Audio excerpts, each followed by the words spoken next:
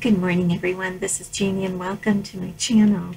This is going to be part 2 of my Daniel fast, and I kept a lot of notes when I went through this Daniel fast. It can be found in the book of Daniel. There are actually 3 fasts that Daniel went on, and when I was doing what the church calls the Daniel fast, I didn't feel like I was really fasting because I ate a lot. There's a lot of food you're allowed to eat, a lot of food. Basically, it's staying away from sugar, carbohydrates, comfort food, and can I say sugar? I'm thinking ahead. Anyhow, I did take notes practically every day of this 3-week fast. It's 21 days.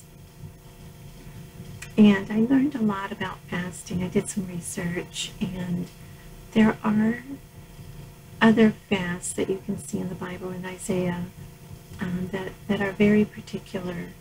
And it just opened my eyes to why people fast, what are the benefits of fasting. When I came off the fast, the first thing I had was a cappuccino, macchiato cappuccino. And it was, of course, full of sugar, and I didn't realize I was hyper, but I was, according to my husband. But and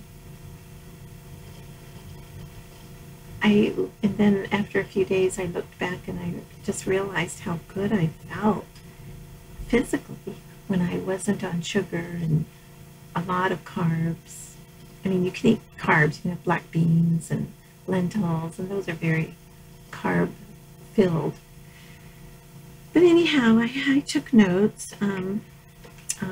The first day, I don't know if you want to hear all this, but I'll just share.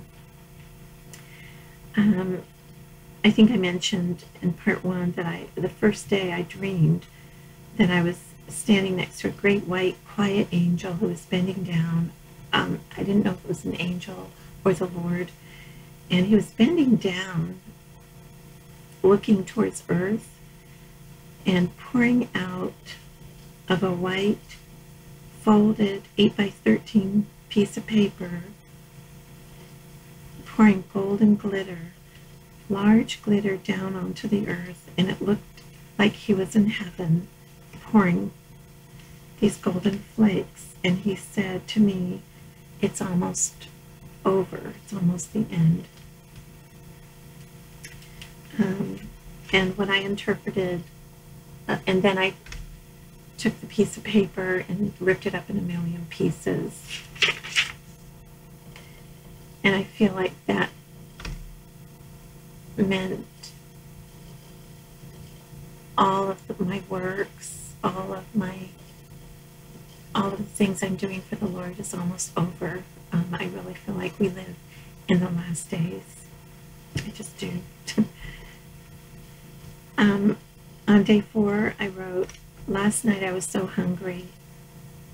I ate a sugar-free popsicle, some coffee, a bowl of broccoli and cheese soup," and I know that's dairy, but that's what I had, "some pecans, apples, sweet potato, and cauliflower. Today I feel weak and tired, and I wonder how I can think about God each minute while life happens." And that's what I tried to do. I tried to think about the Lord moment by moment. It's hard to do when you're in life. I pull my thoughts back to Him each time I feel like I've been away. I feel my requests are going unanswered. I feel far from God and try not to think of this fast as a manipulation to get my prayers answered. Instead, I think of this as a breakthrough. And then I go into some personal, very personal things that I can't really talk about. I will continue this fast and keep beseeching my God, my Father, my Redeemer, to bring about a breakthrough in all of this. Okay? Day 5. I feel I am not denying myself of much comfort food. Yesterday, I thoroughly enjoyed my Tuscany broccoli, vegetables, and pecans with coffee. But, I'm sorry, I make myself laugh,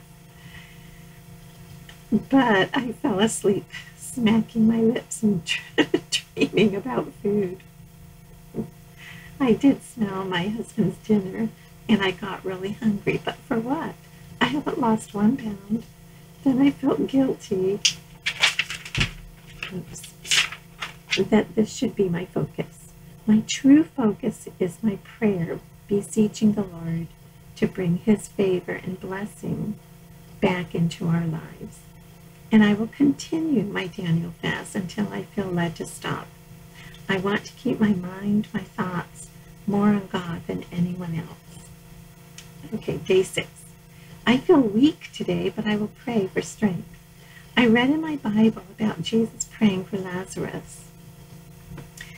You know, I'm just reading what I wrote. I'm not even editing this. He said as he prayed, Father, I know that you heard me when I first prayed. And I know God heard me when I first prayed about these things. I'm going to keep praying. I'm not sure, but I think my prayers about blank, blank, blank, after reading Practicing the Presence of God and attempting this, it's not easy.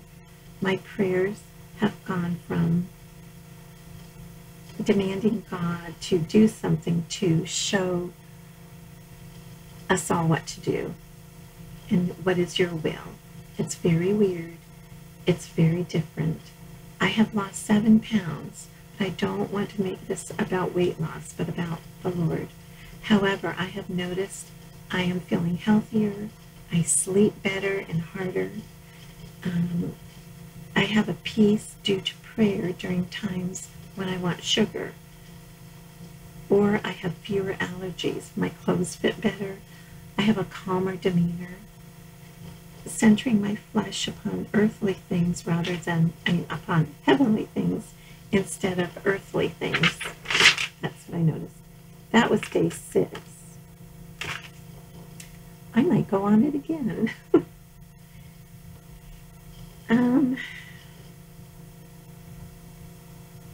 Day 7. It was my birthday. Today I am 66 years old. I did a crazy thing yesterday and had lobster bisque. This is not kosher, nor it is part of the Daniel fast. I slipped up, but I move on.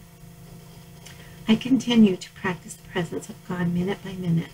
I forget so often, but I keep on trying. I will keep it up, continuing to pray that God will release blah, blah, blah, and making things more tolerant. I am not hungry. Day 8. I wasn't tired. I was up until midnight. I slept great when I finally slept. I felt in my spirit last night at prayer time that the Spirit of God is moving, and I feel he is answering my prayers, arranging lives, helping, blessing my husband. I feel a tad bit weak, yet this kind of eating is actually healthy. Rejecting comfort food, sugar, carbs. Eating living food is life-giving. Feeding on the Word is enough for now. It isn't hard, not anymore. And then day 9. Hungrier in the late afternoon, continuing to pray, beseech, and implore the Lord to bring good news and favor. I will continue my fast. Now, I don't know if I should read all of this because it's already been almost 10 minutes, but let me share with you some things that when I did research on this, on fasting, let me share with you real quick what it says in Isaiah 58 about fasting.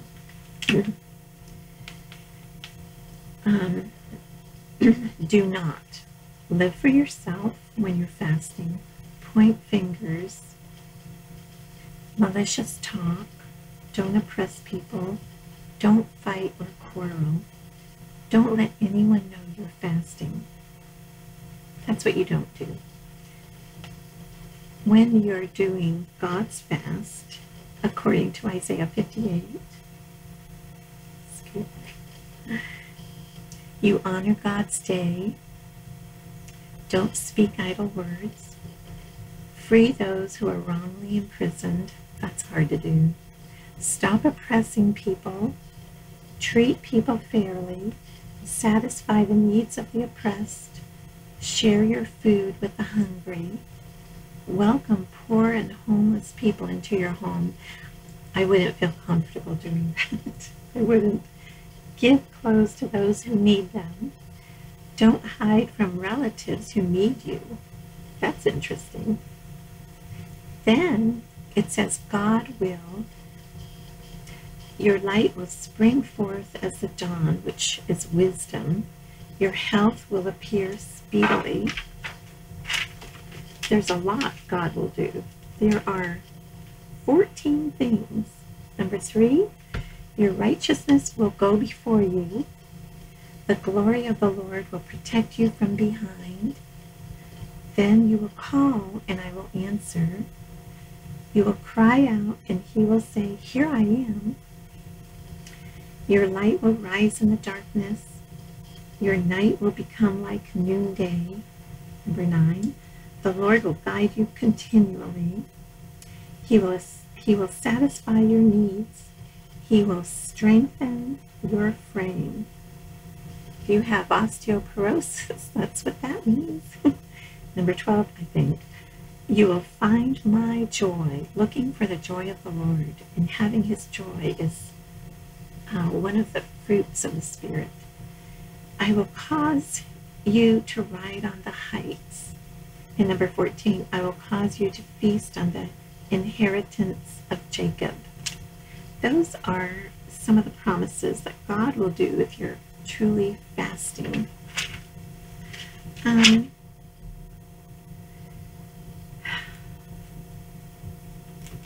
This is part 2 of my Daniel fast. And I really don't feel like the Daniel fast is the same as an Isaiah 58 fast, because in Isaiah 58, I believe it says to restrain from eating anything, just water. And some fasts are going without food and water. I can't do that.